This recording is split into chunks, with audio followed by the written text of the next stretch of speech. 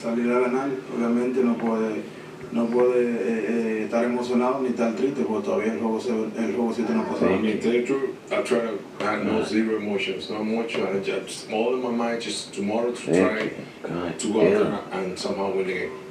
You're a guy who shows a lot of joy on the field. What did you think when the double play that Isaiah started, when he put his hand in the air before Jimenez even made the throw to you? And that's what he said. Wow. Glad he's seeing the baseball, though. Look at games 1 and 2. 0 for 7. Games 3, 4, 5, and 6. A ridiculous 9 for 15 with 3 home runs and 6 runs scored. That's a wow. That's a lot to watch. Already. Absolutely. Not to go back in time, but on Friday night, it was wondering, a lot of questions, wondering about where was Jeff Hoffman. You know, Schneider said that he had considered using him, but then went with Little instead. Instead, tonight we see Hoffman in a rare 2-inning performance. And try to get outs as quick as possible, and yeah, try to keep myself under control at the same time. Guys get a lot of heat the past couple days. What does it feel like for yourself as a bullpen to pick them up? Something Yeah, I mean, there's so many decisions that are made all year long, and of course, you know, when one doesn't go right, you know, late in a year like this, everybody's gonna have something to say. But the reality of it is, we got a team full of 26 guys, and every single one of them has contributed this year, and that's why, you know, decisions are made to use certain guys in certain times, and that one didn't work out. But you know, like I said, there were going to be more decisions made tonight, and they were going to work out, and that's what happened.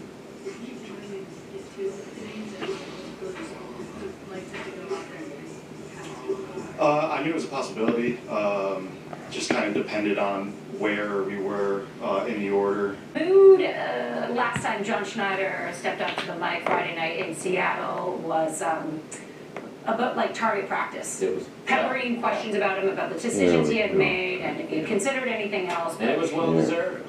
Yeah, and 48 hours later, the Jays have tied things up, and the decisions seem to have worked out in his favor. And the praise is well deserved. There you go. Here is the skipper. John, Game 7, it's been a while since one of this happened here, but a game this big. How are you feeling about being a part of this? Got to enjoy it, man. You know, this is what we sign up for. Whenever you can play for Game 7 to go to the World Series, it sounds kind of cool to say it, you know. But this is why we sacrifice everything. It's why players sacrifice everything. Again, it's special and unique, but you have to look at it as a game. You know, again, easier said than done. But really happy with the way we played today. Got to come out and do it again tomorrow. With Vladdy, you were with him 8-9 years ago when this was what people were dreaming of. Does that give you a different appreciation for witnessing it up close now, seeing the full maturation of this? Honestly, yeah. You know, I think what he's done this year, performance-wise, has been kind of what we expect out of Vlad. What he's done behind the scenes and how he's handled being the face of a franchise is pretty unique for a 26-year-old dude, you know. So to be along for the ride, I think I've been spoiled to be along his journey, you know, for as long as I have. So to watch him do what he's doing right now, and you know, 6 homers in the postseason, he's playing great defense. He's running the base as well. This is kind of what you look for one of the elite players in the game. You have that. John, you guys led the majors this year in comeback wins, but elimination games kind of a different beast. So, kind of with that in mind, how big was it for Trey to come out and get the first 6 guys? Well, either one, I think it'll connect. Yeah, huge. You know, it's again, I can sit up here and say, you know, we trust him and his demeanor, which we do. What I'm going to do is next week what he did was awesome. Call you back, and what we're going to do is I'm going to show you where to get the huge double play balls, right? It doesn't happen all the time. You don't want to say you're fortunate, but we play good defense, and Trey made big pitches. It's a great play from Vlad, Trey getting over, all that kind of stuff. But for him to kind of just settle the game in, I think was really, really big today. Yeah, John, to pivot off that, Trey loads the bases in back-to-back innings, but you don't have anyone up. You lose, you go home. What was it about Trey that you were seeing that you thought he could kind of work through that? I think you're watching their swings, and I think that his split was and slider really were a difference maker today.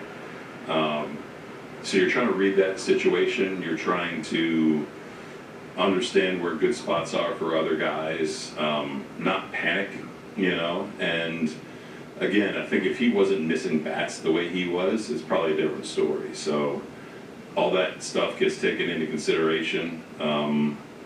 I actually said to Pete in the second inning, I said, this is a little different than last time. So I think you watch that unfold. You kind of read his heartbeat as he's coming in, and again, man, that situation, especially against Cal, it's kind of like, who else do you want there,